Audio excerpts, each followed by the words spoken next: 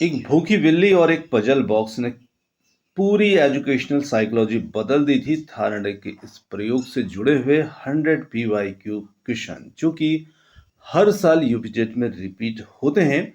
तो दोस्तों यहाँ पर बहुत से लोगों को ये लगता है कि उन्हें थार्नेडाइक के जो 3 नियम दिए हैं वो पता है, तत्परता, अभ्यास और प्रभाव का नियम। लेकिन जब सवाल घूम कर आता है तो 90% लोग जो है वो गलती कर बैठते हैं। क्या आप उन 10% लोगों में आना चाहते हैं जो बिल्कुल सही जवाब देते हैं? तो चलिए देखते हैं थार्नेडाइक के वो 100 PYQ क्वेश्चन और आज इन्हें हम एक एक करके यहाँ पर डिस्कस करेंगे। तो हो जाइए तैयार एक धमाकेदार सेशन के लिए। तो चलिए बिना देर किए वीडियो को करते हैं स्टार्ट और चलते हैं हमारे मोस्ट आईएमपी 100 PYQ पर। देखिए फर्स्ट क्वेश्चन यहाँ पर हमारा आता है, प्रथम शैक्षिक मनोवैज्ञानिक जो है वो किसे माना जाता है? बहुत ही अच्छा प्रश्न है। प्रथम शैक्षिक मनोवैज्ञानिक यहाँ पर हमें बताना है वो किन्हें माना जाएगा, पावलोव, स्किनर या E.L. थार्नेडाइक को या कॉहलर को। तो देखिए यहाँ पर हमारा जो सही उत्तर बनेगा वो बनेगा ऑप्शन सी के साथ में E.L. थार्नेडाइक को। अब थार्नेडाइक को यहाँ पर प्रथम शैक्षिक मनोवैज्ञानिक जो है वो क्यों माना जाता है, तो उसके पीछे कारण भी यहाँ पर समझिएगा। जो थार्नेडाइक थे इन्होंने ही सबसे पहले सीखने के जो नियम थे उनको वैज्ञानिक रूप से प्रस्तुत किया था और शिक्षा के क्षेत्र में मनोविज्ञान का ये जो प्रयोग था इनका, ये बहुत ही व्यवस्थित प्रयोग यहाँ पर था। तो इसी कारण से यहाँ पर इन्हें प्रथम शैक्षिक मनोवैज्ञानिक माना जाता है। चलिए बहुत अच्छा प्रश्न था। नेक्स्ट क्वेश्चन आता है, थार्नेडाइक ने अपना प्रसिद्ध प्रयोग जो था वो किस जानवर पर किया था? कुत्ता, भूखी बिल्ली, चूहा या चिंपैंजी? तो देखिए थार्नेडाइक ने एक भूखी बिल्ली को पजल बॉक्स में बंद किया था और बाहर मछली का टुकड़ा रखा था। तो यहाँ पर हमारा जो उत्तर हो जाता है वो हो जाएगा ऑप्शन बी के साथ में भूखी बिल्ली।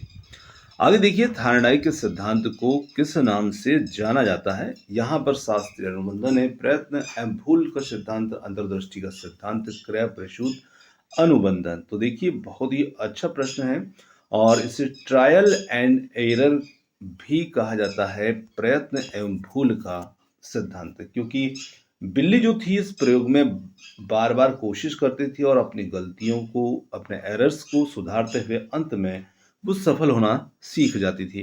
तो यहाँ पर ऑप्शन जो बी होगा वो उत्तर होगा। आगे देखिए थार्नेडाइक के अनुसार सीखने के कितने मुख्य नियम जो होते हैं वो होते हैं? यहाँ पर 2, 3 या 5 या 8? तो हमने देखे यहाँ पर थार्नेडाइक के जो हैं वो मुख्य रूप से 3 नियम यहाँ पर सीखने के होते हैं, जिसे तत्परता का नियम, अभ्यास का नियम और प्रभाव का नियम भी कहा जाता है। चलिए नेक्स्ट क्वेश्चन आता है, कार्य को बार बार दोहराने से वह पक्का हो जाता है, यह थार्नेडाइक के किस नियम से संबंधित है? तो जब हम कार्य को बार बार दोहराएंगे तो यहाँ पर निश्चित रूप से क्या हो रहा है, निरंतर अभ्यास हो रहा है और नियम जो होगा वो भी यहाँ पर बन जाता है अभ्यास का नियम, है ना। बार बार दोहराने से हम उस कार्य के प्रति अभ्यस्त हो जाते हैं और ये अभ्यास का नियम कहलाता है, लॉ ऑफ एक्सरसाइज। चलिए बहुत अच्छा प्रश्न था। किसी कार्य को सीखने के लिए बालक का मानसिक रूप से तैयार होना क्या कहलाता है? तो यहाँ पर क्या कहलाएगा? अभ्यास का नियम, प्रभाव का नियम, तत्परता का नियम, गौण नियम। तो देखिए बहुत से प्रश्न जो होते हैं वो ऐसे होते हैं कि जहाँ पर प्रश्न को आप पढ़ते हैं तो वहाँ पर आपका उत्तर जो है प्रश्न को पढ़ने से ही निकल के आता है। बच्चा मानसिक रूप से क्या हो रहा है? तैयार हो रहा है, तत्पर हो रहा है सीखने के लिए। तो यहाँ पर तत्परता का जो नियम होगा वो लगेगा ऑप्शन सी के साथ में। यदि सीखने वाला तैयार है तभी सीखना जो है वो आनंददायी और प्रभावी भी होगा। चलिए आगे लेते हैं अगला प्रश्न। थार्नेडाइक के सिद्धांत में मछली किसका कार्य करती है? अनुक्रिया, उद्दीपक, बाधा या पुनर्वलन का? तो यहाँ पर देखिए मछली जो थी वो क्या कार्य करेगी? एक उद्दीपक के रूप में यहाँ पर कार्य करेगी, ऑप्शन बी के साथ में। देखिए मछली की जो खुशबू थी वो बिल्ली के लिए एक उद्दीपक है और जो उसे पिंजरे से बाहर निकालने के लिए यहाँ पर प्रेरित करती थी। तो ऑप्शन बी हमारा उत्तर हो गया।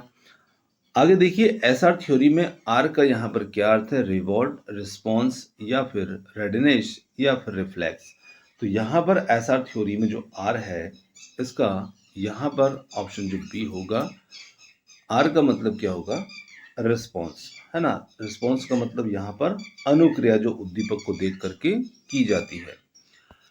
थार्नडाइक ने सीखने के कितने गौण नियम जो हैं वो दिए हैं। तो सीखने के हम इन नियमों के ऊपर बात कर चुके हैं, और ये नियम जो है वो यहाँ पर इन्होंने मुख्य रूप से 3 नियम दिए थे।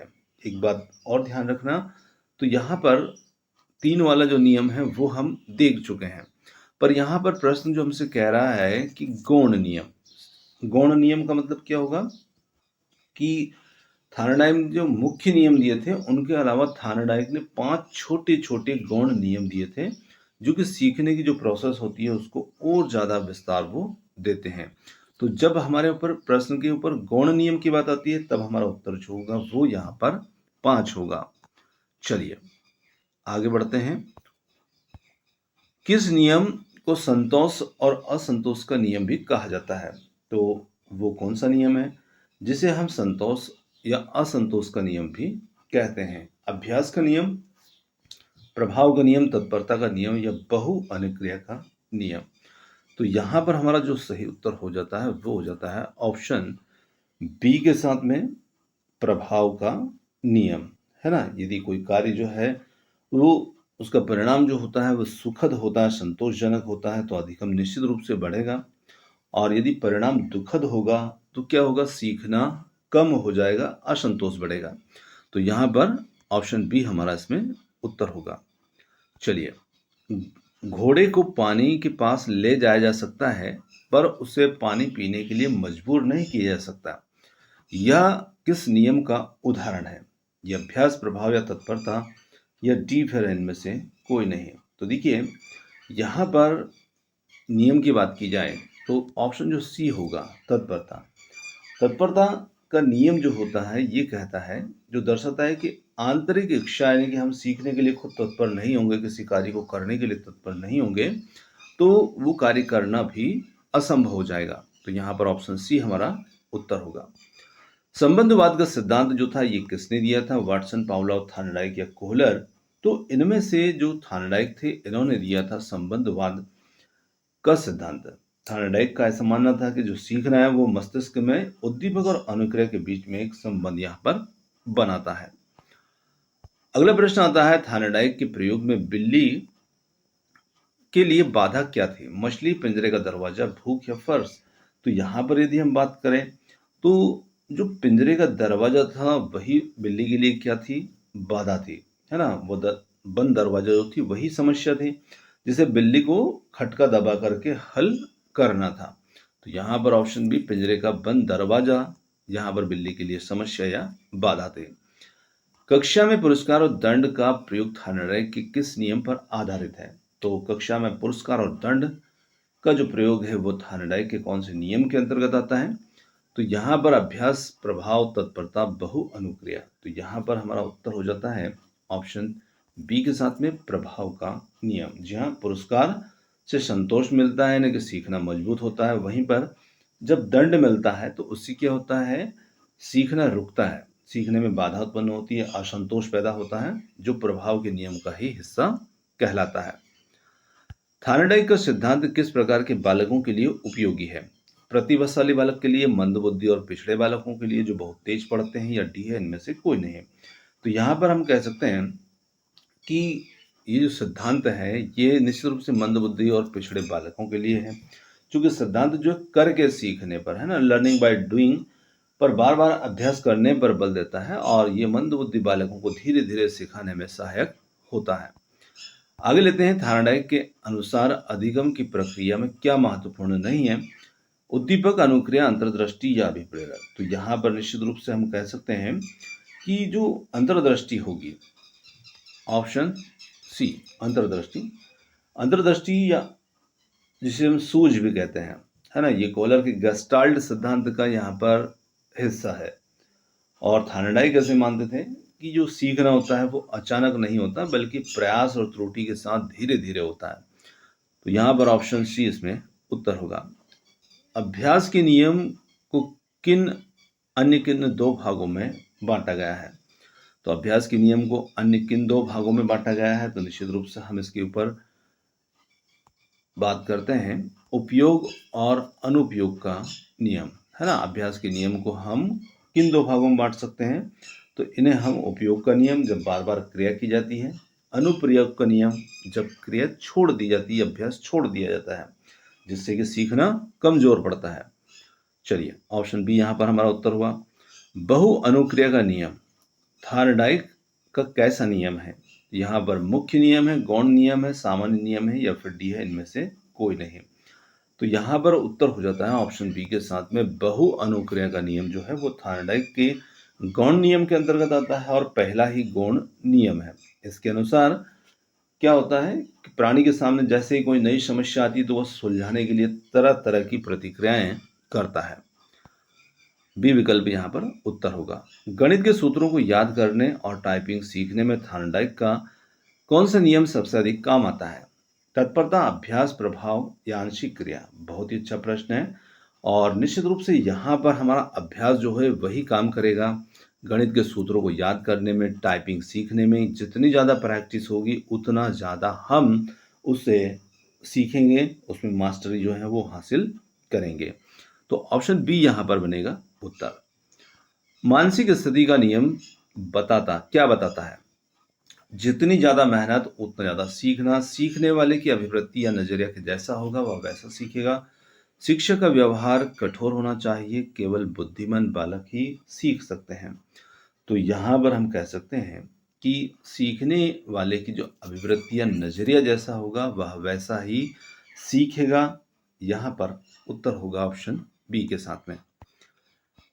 आंशिक क्रिया का नियम का क्या शैक्षिक महत्व है? पूरी किताब एक साथ पढ़ाना या विषय वस्तु को छोटे छोटे भागों में बांटकर पढ़ाना, केवल कठिन सवाल हल करना? डी है इनमें से कोई नहीं। तो यहाँ पर हमारा उत्तर हो जाता है वो बनेगा विषय वस्तु को छोटे छोटे भागों में बांट कर पढ़ाना, आंशिक क्रिया का नियम। आप प्रश्न को देखते हैं, आपको उत्तर आसानी से निकल के आ जाता है।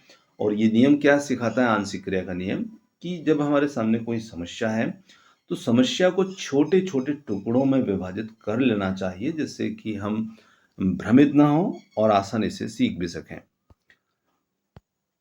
सादृश्यता या आत्मीकरण के नियम क्या हैं? नई परिस्थिति में पुराने अनुभवों का उपयोग, नकल करके सीखना, रटकर सीखना, चित्र बनाकर सीखना। तो यहाँ पर परिस्थिति में पुराने अनुभवों का उपयोग करना ही यहाँ पर आत्मसातीकरण या सादृश्यता होती है। जैसे बालक के सामने कोई नई समस्या आती है, उसे हल करने के लिए अपने पुराने मिलते जुलते अनुभवों की मदद यहाँ पर लेता है। तो ऑप्शन फर्स्ट यहाँ पर उत्तर होगा। थार्नडाइक के सिद्धांत को बॉन्ड थ्योरी क्यों कहा जाता है? क्योंकि इसमें बिल्ली को रस्सी से बांधा गया था, क्योंकि इसमें उद्दीपक और अनुक्रिया के बीच में संबंध बनता है, क्योंकि यह बच्चों को अनुशासित रखता है, और डी है इनमें से कोई नहीं। तो यहाँ पर निश्चित रूप से बी विकल्प है, इसमें उद्दीपक और अनुक्रिया के बीच में एक बॉन्ड बनता है, एक संबंध बनता है, इसीलिए इसे बॉन्ड थ्योरी भी कहा जाता है। आगे लेते हैं साहचर्य परिवर्तन का नियम का क्या अर्थ है? विषय बदल देना, एक परिस्थिति में की गई अनुक्रिया को दूसरी परिस्थिति में स्थानांतरित करना, सीखना बंद कर देना। डी है इनमें से कोई नहीं। तो यहाँ पर उत्तर हो जाता है ऑप्शन बी के साथ में, एक परिस्थिति में की गई अनुक्रिया को दूसरी परिस्थिति में स्थानांतरित करना। बी विकल्प होगा, ये हमारा यहाँ पर उत्तर होगा।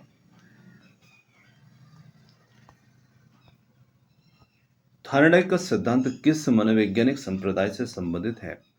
गेस्टाल्टवाद, व्यवहारवाद, मानवतावाद या प्रकार्यवाद? तो यहाँ पर हमारा उत्तर जो होता है वो होता है ऑप्शन बी के साथ में, व्यवहारवाद। जी हाँ, थार्नडाइक जो थे वो क्या थे? एक व्यवहारवादी थे और उन्होंने सीखने की जो प्रक्रिया होती है उसे केवल बाहरी व्यवहार और उद्दीपकों पर उन्होंने ध्यान यहाँ पर दिया है। तो ऑप्शन बी बनेगा उत्तर। प्रभाव के नियम को संशोधित करने के बाद थार्नडाइक ने क्या निष्कर्ष निकाला? दंड पुरस्कार से ज्यादा प्रभावी है। पुरस्कार सीखने को मजबूत करता है, लेकिन दंड हमेशा सीखने को कमजोर नहीं करता। सी केवल अभ्यास ही सब कुछ है, या डी है दंड देना अनिवार्य है? तो यहाँ पर हमारा उत्तर हो जाता है ऑप्शन बी के साथ में, पुरस्कार सीखने को मजबूत करता है, लेकिन दंड हमेशा सीखने को कमजोर नहीं करता। ऑप्शन जो बी होगा वो यहाँ पर उत्तर होगा। पहली बॉक्स का निर्माण किसने किया था? Skinner, Pavlov, Thorndike, Kohler. तो हम यहाँ पर जो पजल बॉक्स था उसका निर्माण किया था यहाँ पर थार्नडाइक ने, और विकल्प सी जो होगा वो यहाँ पर उत्तर होगा। थार्नडाइक ने जब बिल्ली पर प्रयोग किया था तो उन्होंने एक विशेष रूप से इस प्रकार के बॉक्स को डिजाइन किया था जिसमें लीवर और सटकनी जो थी वो लगी हुई थी। आगे देखिए, थार्नडाइक के अनुसार सीखना क्या है? अचानक होने वाला परिवर्तन है, क्रमिक रूप से धीरे धीरे होने वाली प्रक्रिया है, केवल रटने की प्रक्रिया, या फिर सामाजिक अंतरक्रिया। तो यहाँ पर सीखना जो होता है क्या होता है? क्रमिक रूप से धीरे धीरे होने वाली प्रक्रिया जो होती है वही यहाँ पर सीखना होती है। उद्दीपक अनुक्रिया का सिद्धांत के अनुसार सीखने के लिए क्या अनिवार्य है? तो यहाँ पर जो ऐसा थ्योरी है, सिद्धांत है, उसके अनुसार सीखने के लिए क्या अनिवार्य यहाँ पर होगा? बुद्धि, अभिप्रेरक, लक्ष्य, शिक्षक की उपस्थिति, या बड़ी कक्षा। तो सीखने के लिए उद्दीपक अनुक्रिया सिद्धांत के अनुसार अभिप्रेरक या लक्ष्य जो है वो हमारे लिए अनिवार्य होता है। ऑप्शन बी यहाँ पर उत्तर है। थार्नडाइक ने अपनी पुस्तक एनिमल इंटेलिजेंसी किस वर्ष जो थी वो प्रकाशित की थी? तो थार्नडाइक ने अपनी जो पुस्तक थी वो वर्ष 1898, 1904, 1920 या 1950, इनमें से वर्ष 1898 को उन्होंने पहली बार अपनी बिल्लियों पर किए गए प्रयोग और सीखने के प्रयोगों के नियम का वर्णन इस पुस्तक में किया था। थार्नडाइक के सिद्धांत को सुख और दुख का सिद्धांत क्यों कहा जाता है? क्योंकि यह बिल्ली की भावनाओं पर आधारित था, क्योंकि कार्य की सफलता से सुख और असफलता से दुख मिलता है, क्योंकि इसमें पुरस्कार और दंड का महत्व है, और डी होता है इनमें से कोई नहीं है। यहाँ पर हम कहेंगे कि ऑप्शन सी के साथ, क्योंकि इसमें पुरस्कार, सुख और दुख का महत्व है, ऑप्शन सी यहाँ पर हमारा उत्तर होगा। और ये नियम जो है निश्चित रूप से प्रभाव के नियम से जुड़ा हुआ है। जिस कार्य को करने से हमें सुख मिलता है, संतोष मिलता है, हम वही कार्य बार बार दोहराते हैं, जबकि जिससे हमें दुख मिलता है वो काम हम छोड़ देते हैं। तो ऑप्शन सी यहाँ पर उत्तर होगा। अभ्यास मनुष्य को पूर्ण बनाता है, यह कहावत थार्नडाइक के किस नियम को दर्शाएगी? तो निश्चित रूप से अभ्यास मनुष्य को पूर्ण बनाता है, यह अभ्यास के नियम को ही दर्शाएगी। ऑप्शन बी यहाँ पर उत्तर होगा। थार्नडाइक के गौण नियमों में सादृश्यता का नियम जो है किस पर आधारित है? बहुत अच्छा प्रश्न है। तो यहाँ पर नए ज्ञान को पुराने ज्ञान से जोड़ने से संबंधित, रटने की प्रवृत्ति, केवल देखकर सीखना, डी में से कोई नहीं। तो यहाँ पर नए ज्ञान को पुराने ज्ञान के साथ में जोड़ना है ना। तो निश्चित रूप से जब हमारे सामने कोई समस्या आती है तो उसे हल करने के लिए हम पहले जो सीखा है वैसी परिस्थिति, वैसे अनुभवों का उपयोग हम वहां पर करते हैं। ऑप्शन ए हमारा उत्तर है। कक्षा में पढ़ाते समय शिक्षक को प्रस्तावना प्रश्न क्यों पूछने चाहिए? बच्चों को डराने के लिए, तत्परता का नियम लागू करने के लिए, समय बिताने के लिए, बच्चों की लिखावट देखने के लिए। तो यहाँ पर प्रस्तावना प्रश्न जो होते हैं वो क्या होते हैं? बच्चों का ध्यान विषय की ओर खींचते हैं, जिससे उन्हें सीखने के लिए मानसिक रूप से तत्पर या तैयार किया जाता है। तो यहाँ पर तत्परता का नियम लागू करने के लिए प्रस्तावना प्रश्न जो है वो पूछना चाहिए। आगे देखिए, थार्नडाइक के अनुसार अधिगम का मुख्य आधार क्या है? चिंतन, अनुबंधन, सामाजिक दबाव, वंशानुक्रम, इनमें से यदि बात करें तो यहाँ पर ऑप्शन बी के साथ में अनुबंधन जो होगा वो मुख्य आधार रहेगा। ऑप्शन बी हमारा उत्तर है। करके सीखना, करके सीखना, यह किस सिद्धांत की मुख्य विशेषता है? पावलोव, थार्नडाइक, गेस्टाल्ट, या सूचना प्रसंस्करण। तो देखिए, करके सीखना थार्नडाइक के अभ्यास के नियम पर आधारित होगा, और ऑप्शन बी यहाँ पर उत्तर हो जाएगा। थार्नडाइक ने अभ्यास के नियम को किस वर्ष संशोधित किया था? 1911, 1930, 1950, 1904। तो यहाँ पर हम कह सकते हैं कि थार्नडाइक ने जो अभ्यास का नियम है उसे संशोधित किया था। कब? वर्ष 1930 में। ऑप्शन बी के साथ में हमारा उत्तर रहेगा। चलिए आगे लेते हैं। मनोवृत्ति का नियम का अर्थ है बुद्धिमान बालक ही सीख सकते हैं, सीखने की गति बालक की रुचि और मानसिक स्थिति पर निर्भर करती है, शिक्षक का व्यवहार कठोर होना चाहिए, केवल अभ्यास ही सब कुछ है। तो यहाँ पर मनोवृत्ति का जो नियम है उसका अर्थ क्या होगा? सीखने की गति बालक की रुचि और मानसिक स्थिति पर निर्भर करती है। ऑप्शन बी के साथ में यहाँ पर हमारा उत्तर होगा। आगे लेते हैं, थायरॉइड का सिद्धांत का सबसे बड़ा दोष क्या है? यह बच्चों के लिए उपयोगी नहीं है, सीखने की प्रक्रिया में सूझ और चिंतन की उपेक्षा करता है, यह बहुत कठिन है, इसमें अभ्यास की जरूरत नहीं है। तो देखिए, यह सीखने की प्रक्रिया में सूझ और चिंतन की उपेक्षा करता है, इसलिए ऑप्शन बी इसका सबसे बड़ा दोष यहाँ पर रहेगा, है ना। यहाँ पर सिद्धांत जो है थायरॉइड का, ये सीखने को यांत्रिक प्रक्रिया मानता है, जबकि मनुष्य अक्षर बुद्धि और अचानक होने वाले आइडिया से भी बहुत कुछ सीखता है। छोटे बालकों को चलना या बोलना सिखाने के लिए कौन सा सिद्धांत यहाँ पर उपयुक्त होगा? अंतर्दृष्टि, थायरॉइड का प्रयत्न, भूल, सामाजिक अधिगम, मानवतावाद। तो यहाँ पर हम कह सकते हैं ऑप्शन बी के साथ में थायरॉइड का प्रयत्न एवं भूल, क्योंकि जब बच्चे चलना सीखेंगे तो निश्चित रूप से बार बार गिरेंगे और बार बार गिर कर संभल कर सुधर कर ही वो यहाँ पर चलना सीखते हैं। तो वैसे ही यहाँ पर ऑप्शन बी हमारा उत्तर होगा। थायरॉइड का बहुकारक बुद्धि का सिद्धांत उनके किस विचार से प्रभावित है? उद्दीपक अनुक्रिया संबंधों की संख्या से, केवल एक सामान्य कारक से, सामाजिक बुद्धि से, या डी में से कोई नहीं है। तो यहाँ पर उत्तर जो है वो बन जाता है ऑप्शन ए के साथ में, उद्दीपक अनुक्रिया संबंधों से। फर्स्ट विकल्प जो होगा वो यहाँ पर उत्तर होगा। और थायरॉइड का जो मानना था वो ऐसा था कि बुद्धि जो है वो कई सारे स्वतंत्र तत्वों का एक समूह है, ठीक उसी तरह जैसे सीखना कई संबंधों का संचय है। तो ऑप्शन ए हमारा उत्तर है। साहचर्य परिवर्तन का नियम का प्रयोग सबसे अधिक कहाँ देखा जाता है? कविता याद करने में, विज्ञापन और विज्ञापन फिल्मों में, गणित के सवालों में, खेल के मैदानों में। तो यहाँ पर हम कहेंगे साहचर्य परिवर्तन का जो नियम है वो सबसे अधिक देखा जाता है विज्ञापन और फिल्मों में। जी हाँ, ऑप्शन बी, क्योंकि जैसे ही विज्ञापन जो होते हैं वो क्या करते हैं, विज्ञापन में किसी अच्छी भावना या स्टार को प्रोडक्ट के साथ में जोड़ दिया जाता है, जिससे स्टार के प्रति अच्छी फीलिंग प्रोडक्ट पर शिफ्ट हो जाती है। तो ऑप्शन बी यहाँ पर उत्तर होगा। थायरॉइड के किस नियम को परिणाम का नियम कहा जाता है? तत्परता, अभ्यास, प्रभाव, या बहु अनुक्रिया। तो ऑप्शन सी प्रभाव का नियम। प्रभाव का जो नियम है उसमें परिणाम ही तय करता है कि उस व्यक्ति को यह कार्य दोबारा करेगा या नहीं। आंशिक क्रिया का नियम शिक्षक को क्या सलाह देता है? तो यहाँ पर पाठ्यक्रम को एक दिन में खत्म करें, पाठ्यक्रम को सरल से कठिन प्रश्नों के क्रम में छोटे भागों में बांटे, केवल मौखिक परीक्षा ले, या फिर बच्चों को गृह कार्य ना दे।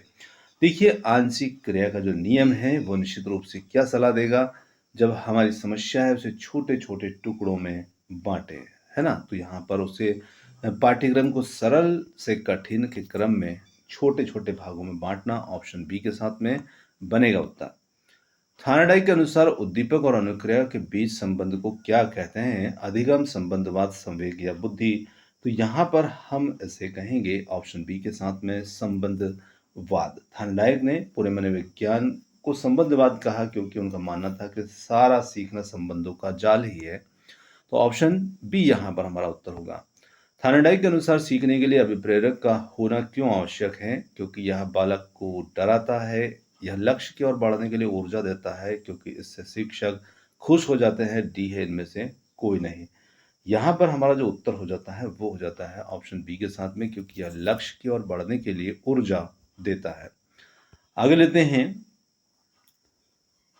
उपयोग का नियम थायरॉइड के किस मुख्य नियम का उपनियम है? तत्परता, प्रभाव, अभ्यास, या आंशिक क्रिया। तो यहाँ पर हम कहेंगे कि उपयोग का जो नियम है वो यहाँ पर ऑप्शन सी के साथ में, अभ्यास का जो नियम है उसी का नियम का उपनियम है। तो यहाँ पर ऑप्शन सी यहाँ पर उत्तर होगा।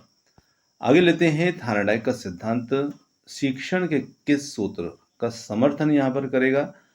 पूर्ण से अंश की ओर, स्थूल से सूक्ष्म की ओर, ज्ञात से अज्ञात की ओर, सरल से कठिन की ओर। तो यहाँ पर हम बात करेंगे थायरॉइड के सिद्धांत शिक्षण के किस सूत्र का समर्थन करेगा? तो यहाँ पर हमारा उत्तर होगा सरल से कठिन की ओर। ऑप्शन डी के साथ में उत्तर बनेगा, क्योंकि थानडाइक जो थे उनका ऐसा मानना था कि बालक पहले छोटी और सरल सफलताएं प्राप्त करते हैं, अभ्यास के माध्यम से धीरे धीरे वो कठिन स्तर की ओर बढ़ते हैं। तो ऑप्शन डी यहाँ पर उत्तर होगा। एक बालक साइकिल चलाना सीख रहा है, वह बार बार गिरता है फिर कोशिश करता है, या उदाहरण होगा तो निश्चित रूप से ये प्रयत्न और त्रुटि का ही उदाहरण रहेगा। प्रश्न को देखते ही यहाँ पर हमें समझ आ रहा है। ऑप्शन बी इसमें उत्तर होगा। थायराइड के गौण नियमों में मानसिक स्थिति का नियम किस पर बल देता है? रटने पर, बालक के सीखने की इच्छा मनोवृत्ति पर, केवल शारीरिक शक्ति या शिक्षक की योग्यता? तो यहाँ पर हम कहेंगे कि ये बालक के सीखने की इच्छा और बालक की जो मनोवृत्ति होगी निश्चित रूप से उसी पर ये बल देगा। ऑप्शन बी के साथ में। थायराइड के अनुसार अनुक्रिया के चयन का मुख्य आधार क्या है? तो यहाँ पर हम बात करें थायराइड के अनुसार अनुक्रिया के चयन के आधार के ऊपर, तो यहाँ पर बुद्धि, उद्दीपक, थकान, इनमें से उद्दीपक जो होगा वो यहाँ पर अनुक्रिया के चयन का आधार होगा। Option B. अनुप्रयोग का नियम क्या बताता है? यदि किसी सीखे हुए कार्य का अभ्यास न किया जाए तो वो विस्मृत हो जाता है, अभ्यास से कोई फर्क नहीं पड़ता, केवल एक बार सीखना काफी है, डी रटना सबसे अच्छा है। तो यहाँ पर निश्चित रूप से हम कहेंगे अनुप्रयोग का जो नियम है वो निश्चित रूप से जब हम किसी सीखे हुए कार्य का अभ्यास नहीं करेंगे तो वो विस्मृत हो जाएगा, हम उसे भूल जाएंगे। ऑप्शन फर्स्ट यहाँ पर बिल्कुल सही होगा। थायराइड के सिद्धांत को अधिगम का परमाणुवादी सिद्धांत क्यों कहते हैं? क्योंकि यह बहुत खतरनाक है, सीखना छोटे छोटे स्वतंत्र तत्वों का योग मानता है, क्योंकि यह विज्ञान पर आधारित है, डी है इनमें से कोई नहीं। तो यहाँ पर हम कहेंगे ऑप्शन बी के साथ में जो सीखना होता है यह छोटे छोटे स्वतंत्र तत्वों का योग मानता है। ऑप्शन बी यहाँ पर उत्तर है। सादृश्य अनुक्रिया का नियम किस अधिगम स्थानांतरण से मेल खाता है? शून्य स्थानांतरण, नकारात्मक स्थानांतरण, धनात्मक स्थानांतरण, डी है इनमें से कोई नहीं है। यहाँ पर हम कहेंगे सादृश्य अनुक्रिया का नियम जो होगा वो धनात्मक स्थानांतरण। Option C. जैसे ही हम कोई पुराना ज्ञान नई परिस्थिति में हमारी मदद करता है तो उसे हम धनात्मक स्थानांतरण कहते हैं, जो कि सादृश्यता के नियम का आधार है।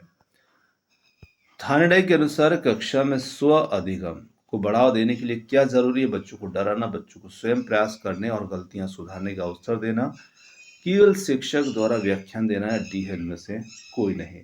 यहाँ पर उत्तर जो होगा वो बनता है बच्चों को स्वयं प्रयास करने और गलतियां सुधारने के अवसर देना। ये यहाँ पर स्व अधिगम को बढ़ावा देने के लिए सबसे ज्यादा जरूरी होगा। थायराइड ने प्रभाव के नियम में 1930 के बाद क्या बदलाव किए? उन्होंने दंड को महत्व को पूरी तरह नकार दिया। उन्होंने बताया कि पुरस्कार सीखने को जितना बढ़ाता है, दंड उसे उतना ही कम नहीं कर पाता। उन्होंने अभ्यास को मुख्य नियम से हटा दिया, डी है इनमें से कोई नहीं।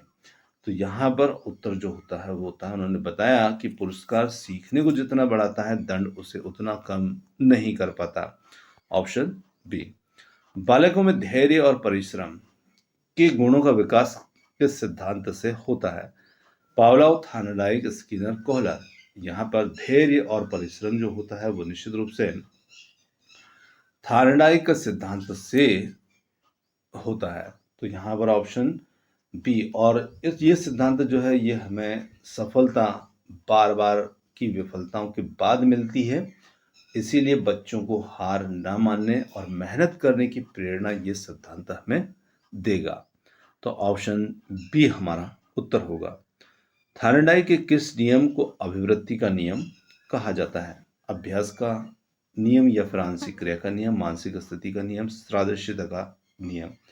तो यहाँ पर ऑप्शन सी के साथ में मानसिक स्थिति का नियम ये हमारा उत्तर होगा।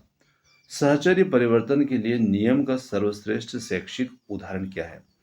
गणित के सवाल हल करना, मूर्त वस्तुओं की सहायता से अमूर्त प्रत्यय सिखाना, केवल शब्दों को रटना, डी इनमें से कोई नहीं। तो यहाँ पर हमारा उत्तर हो जाता है मूर्त वस्तुओं की सहायता से अमूर्त प्रत्यय को सिखाना।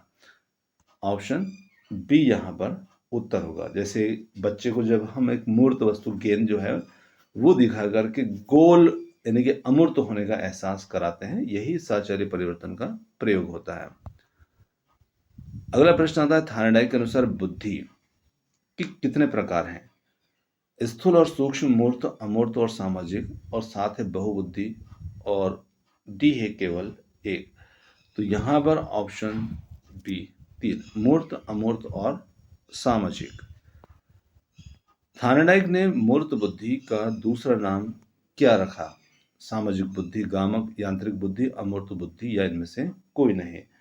तो यहाँ पर कहेंगे मूर्त बुद्धि का दूसरा नाम उन्होंने जो रखा था वो रखा था गामक या यांत्रिक बुद्धि।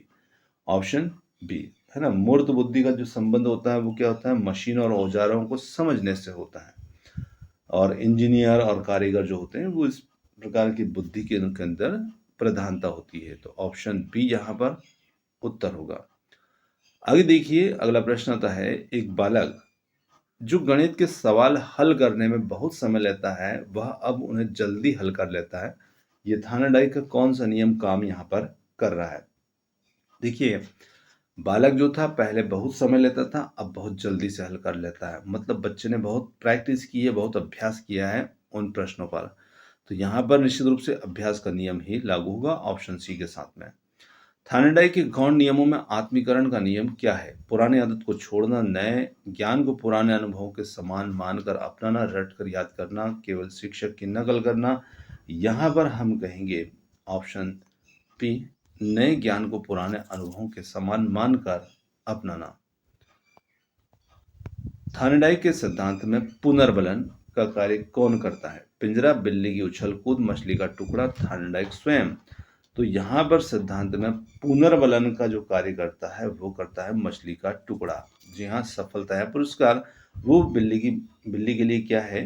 पुरस्कार है। जैसे उसे मछली मिलती है उसका संबंध पुनर्बलित यानी कि मजबूत हो जाता है। तो ऑप्शन सी यहाँ पर उत्तर होगा। शिक्षा का मुख्य उद्देश्य बालक की अंतर्निहित शक्तियों का विकास करना है। यह थार्नडाइक के किस विचार से मेल खाता है? केवल अभ्यास, बालक को सक्रिय रखकर उसे स्वयं सीखने के अवसर देना, केवल दंड के माध्यम से, डी है इनमें से कोई नहीं। तो यहाँ पर उत्तर हो जाता है बालक को सक्रिय रखकर उसे स्वयं सीखने के अवसर देना। बी विकल्प जो होगा वो यहाँ पर उत्तर होगा, क्योंकि थार्नडाइक का ऐसा मानना था कि जो सीखना है वो निश्चित रूप से एक सक्रिय प्रक्रिया होती है जिसमें बालक स्वयं प्रयास करता है, तभी उसकी शक्तियों का विकास उसमें होता है। थार्नडाइक के अनुसार अमूर्त बुद्धि किन व्यक्तियों में अधिक पाई जाती है? खिलाड़ी और मैकेनिक, कवि और दार्शनिक, चित्रकार में, नेताओं और समाज सेवकों में, या फिर इनमें से कोई नहीं।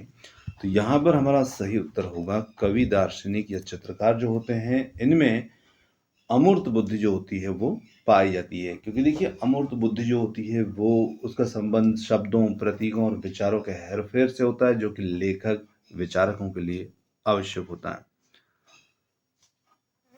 ऑप्शन बी यहां पर उत्तर होगा। साहचर्य परिवर्तन के नियम का प्रयोग किस प्रकार के शिक्षण में किया जाता है? केवल गणित सिखाने, संवेगात्मक और आदत के शिक्षण में, केवल भूगोल पढ़ाने, या डी है इनमें से कोई नहीं। तो यहाँ पर हमारा जो उत्तर हो जाता है वो हो जाता है संवेगात्मक और आदतों के शिक्षण में। ऑप्शन बी हमारा उत्तर है। थार्नडाइक के प्रभाव के नियम का शैक्षिक निष्कर्ष क्या है? बच्चों को होमवर्क न देना, कक्षा का वातावरण आनंददायक और उत्साहवर्धक होना चाहिए, केवल लिखित परीक्षा लेना, या बच्चों को डराना। तो यहाँ पर हमारा जो उत्तर होगा वो बनेगा ऑप्शन बी, कक्षा का वातावरण आनंददायक और उत्साहवर्धक होना चाहिए। बी विकल्प के साथ में हमारा उत्तर होगा।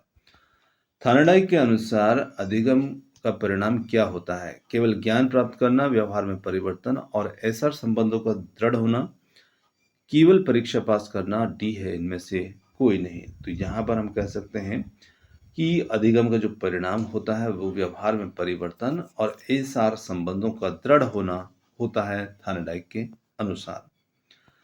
बहु अनुक्रिया नियम कब लागू होता है? जब समस्याएं बहुत आसान हो, जब प्राणी के सामने कोई नई और जटिल समस्या आती हो, जब अभ्यास की कमी हो, जब लक्ष्य सामने ना हो। तो यहाँ पर बहु अनुक्रिया जो होती है वो ऑप्शन बी के साथ में, जब प्राणी के सामने कोई नई और जटिल समस्याएं आती है।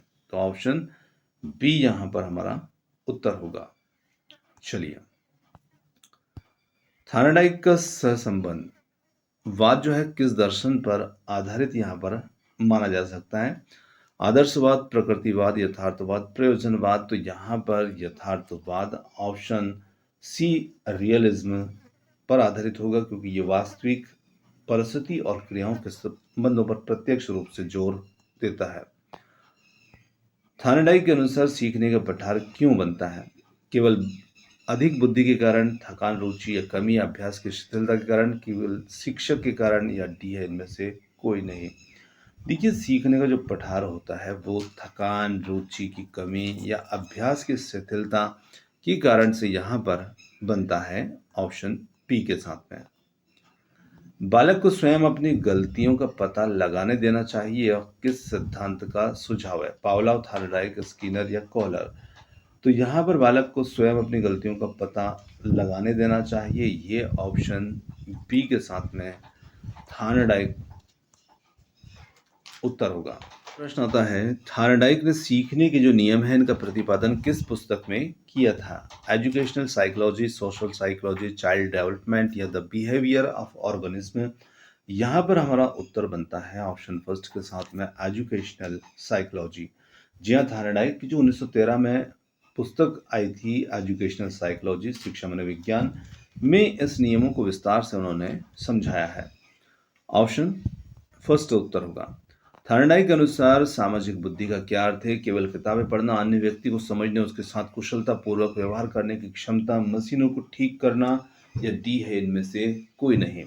देखिए, सोशल इंटेलिजेंस जो है उसका अर्थ, सामाजिक बुद्धि का अर्थ जो होता है वो होता है विकल्प बी, अन्य व्यक्तियों को समझने के साथ कुशलता पूर्वक व्यवहार करने की क्षमता।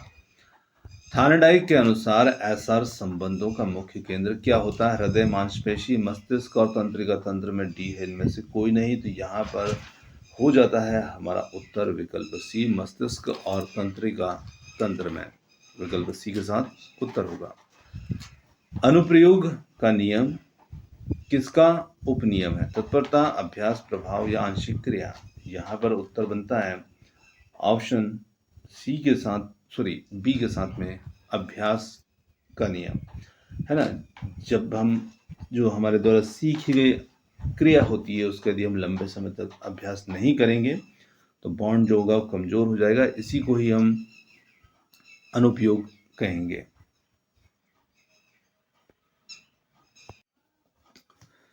थार्नडाइक का सिद्धांत शिक्षण की किस पद्धति का विरोध करता है? करके सीखना, रटकर सीखना, प्रयोग विधि, अभ्यास विधि। तो यहाँ पर थार्नडाइक का जो सिद्धांत है वो शिक्षण की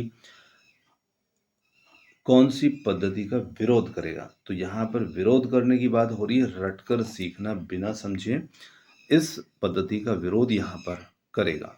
ऑप्शन बी। मानसिक विन्यास का नियम जो है वो छात्र की किस स्थिति को इंगित करता है?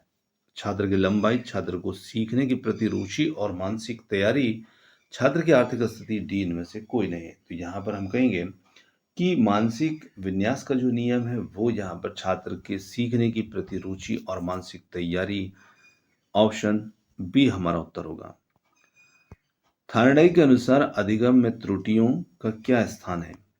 त्रुटियां अधिगम में बाधा है, त्रुटियां अधिगम की प्रक्रिया का अनिवार्य हिस्सा है, त्रुटियां केवल मूर्ख बालक करते हैं, त्रुटियों को नजरअंदाज करना चाहिए।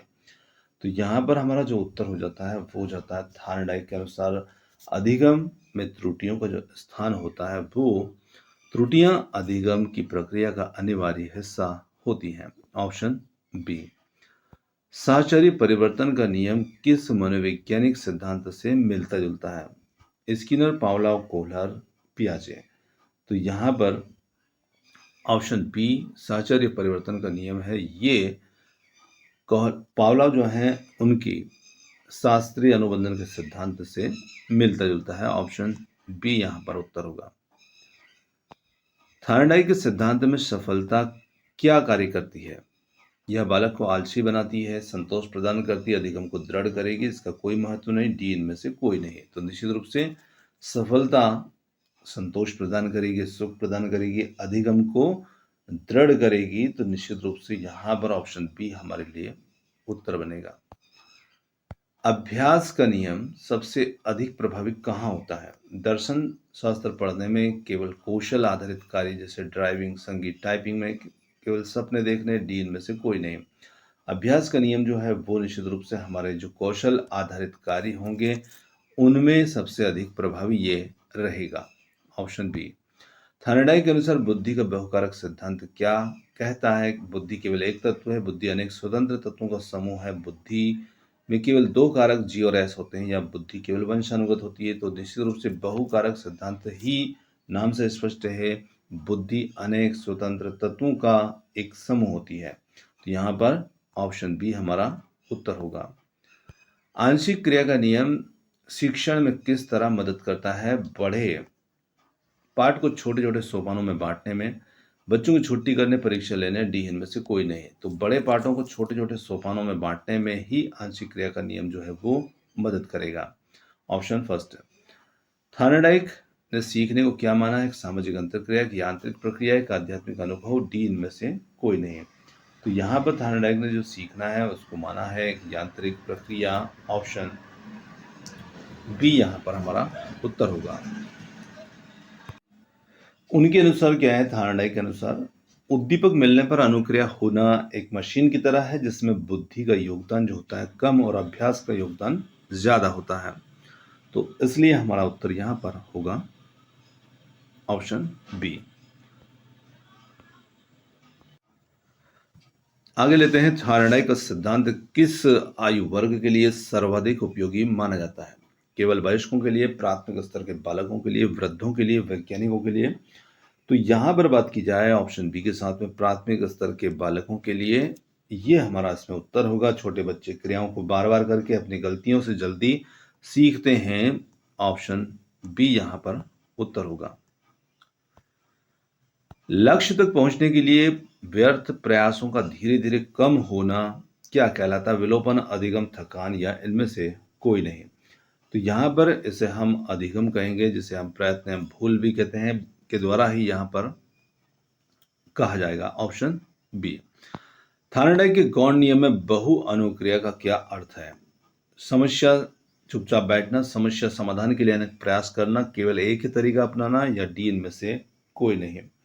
तो यहाँ पर समस्या समाधान के लिए अनेक प्रयास करना, ऑप्शन बी हमारा उत्तर होगा। अगला प्रश्न आता है, एस और बंधन के कमजोर होने का मुख्य कारण क्या है? बहुत अधिक भोजन देना, लंबे समय तक अभ्यास का अभाव, या बहुत अधिक बुद्धि होना, डी है इनमें से कोई नहीं। लंबे समय तक जब हम अभ्यास नहीं करेंगे तो एस आर जो होगा निश्चित रूप से कमजोर होगा। तो ऑप्शन बी यहाँ पर उत्तर होगा। थायराइड के अनुसार शिक्षा में प्रेरणा का क्या स्थान है?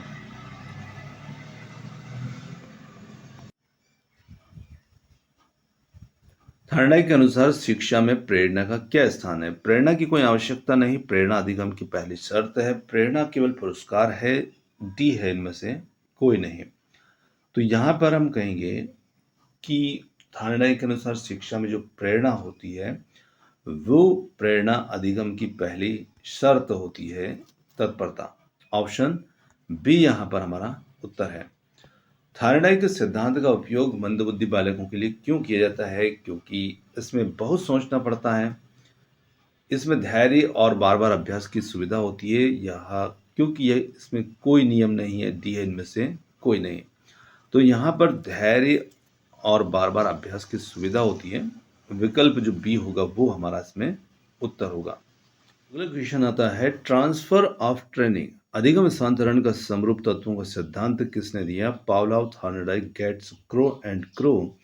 तो यहाँ पर उत्तर बनेगा हमारे लिए थायराइड, ऑप्शन जो बी होगा वो हमारा उत्तर होगा।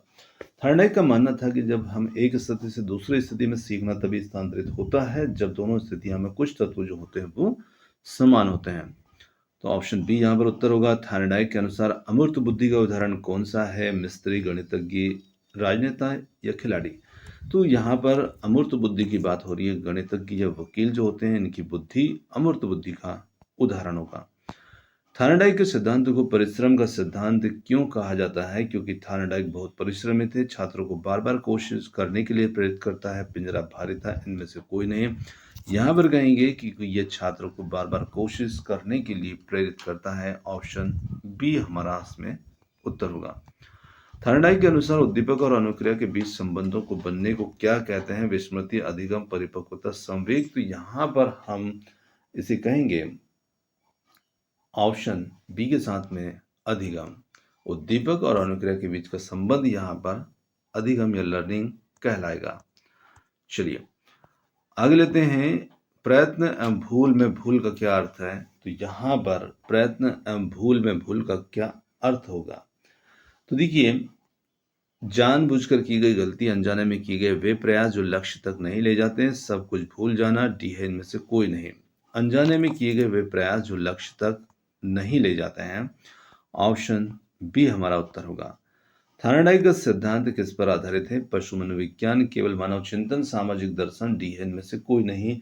यहाँ पर उत्तर हो जाता है पशु मनोविज्ञान। ऑप्शन फर्स्ट जो होगा वो हमारा उत्तर होगा। नेक्स्ट क्वेश्चन आता है, थार्नडाइक के किस नियम को अभिवृत्ति का नियम कहा जाता है? अभ्यास का नियम, मानसिक स्थिति का नियम, प्रभाव का नियम, सादृश्यता का नियम। तो यहाँ पर हमारा उत्तर होता है मानसिक स्थिति का नियम। ऑप्शन बी यहाँ पर हमारा उत्तर होगा। चलिए आगे देखिए, थार्नडाइक के पूरे सिद्धांत का निचोड़ क्या है? चुपचाप बैठकर सोचना, बार बार प्रयत्न करना, गलतियों से सीखना, सफल होने पर क्रिया को अपना लेना, केवल दूसरों की नकल करना, डी है इनमें से कोई नहीं।